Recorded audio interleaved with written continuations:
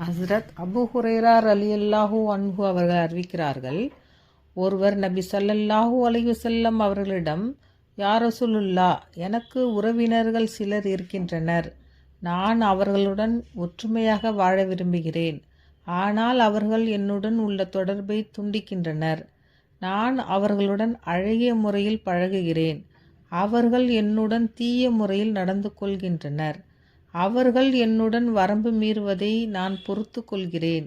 அவர்கள் என்னுடன் அறிவீனமாக நடந்து கொள்கின்றனர் என்று முறையிட்டார்.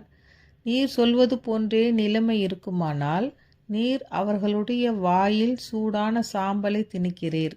எதுவரை நீர் இந்த காரியத்தில் நீடித்து நிலைத்திருப்பீரோ அதுவரை எல்லா நேரமும் அல்லாஹு தாலாவின் புறத்திலிருந்து ஒரு உதவியாளர் உம்முடன் இருந்து கொண்டிருப்பார் என்று நபி ஸல்லல்லாஹு அலைஹி வஸல்லம் அவர்கள் சொன்னார்கள்.